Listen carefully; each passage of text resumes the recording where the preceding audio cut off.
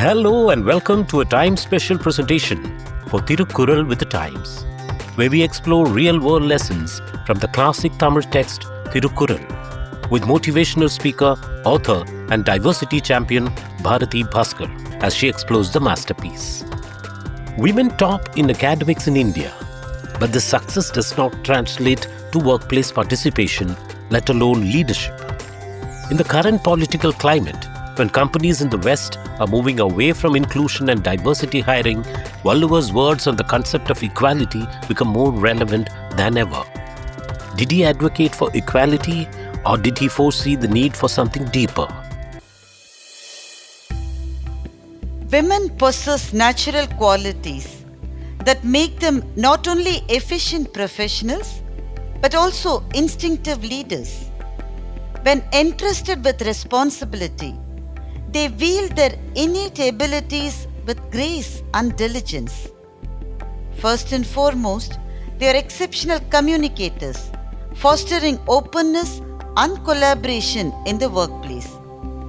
Nature has gifted them with the ability to multitask, engage deeply with those around them, and remain steadfast in their commitments.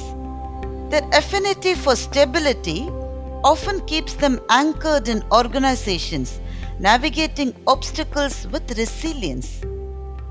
If Lewis Hamilton, the 8-time F1 champion, were a woman, she might never have left Mercedes for Ferrari. Loyalty and endurance often define women's choices. Yet, despite policies designed to support women's ascent to leadership, they remain underrepresented in the upper echelons. If someone asks why aren't they climbing the career ladder when policies are supportive, it is like asking why do children go hungry in a land abundant with rice? The answer lies in systemic inequities. Discrimination exists, subtle and insidious. Unconscious bias is the elephant in the room, towering yet unnoticed.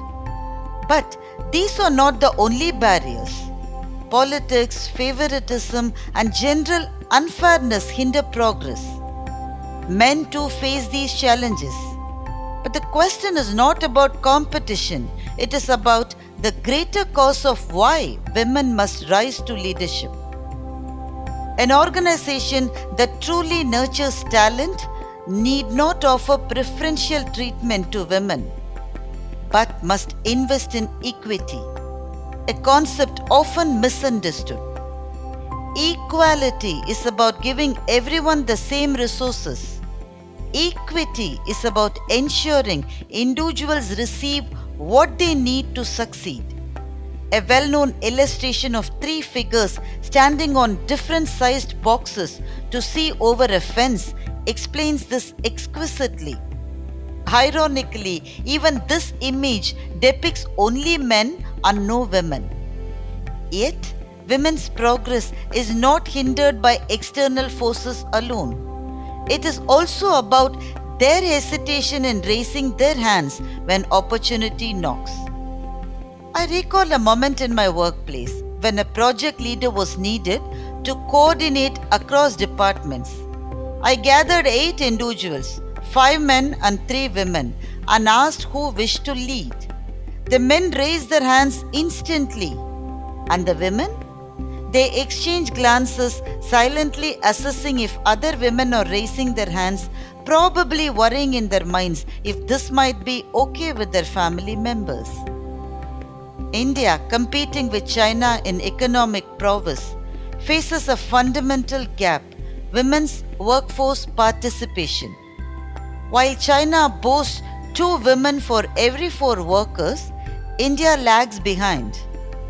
Women dominate academically, yet their success does not translate into workplace leadership.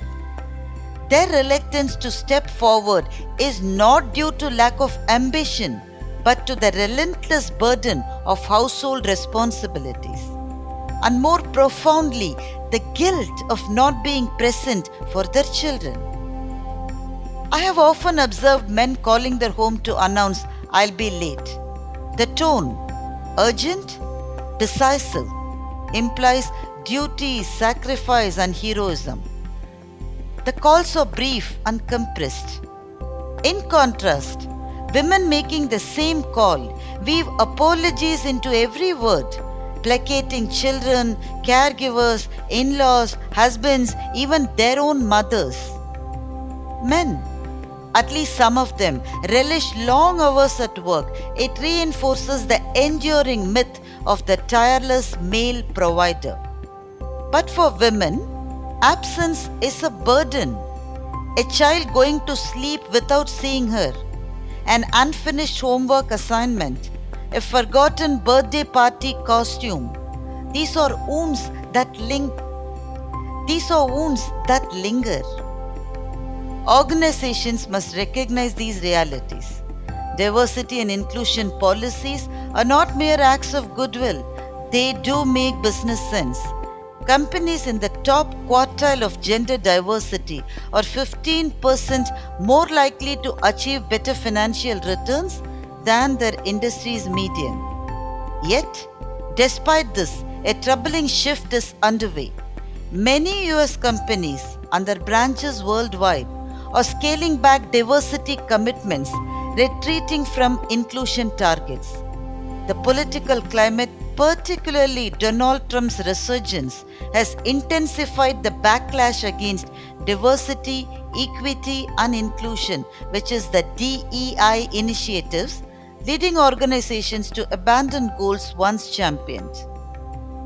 What then was Thiruvalluvar's wisdom on equity? Did he advocate for equality, or did he foresee the need for something deeper? The answer lies in a very rare couplet. Podhunokkaan Vendhan, Varisayaa Nokkin, Adhunokki Vaazhvaar Palar. A leader does not regard all alike, but rules with discernment. Under such wisdom, many shall prosper. Thiruvalluvar, with his timeless insight, did not speak of blind equality. He spoke of fairness, of measured governance that recognizes individual needs. The path to equity is not about treating all the same, but about ensuring everyone receives what they require to thrive.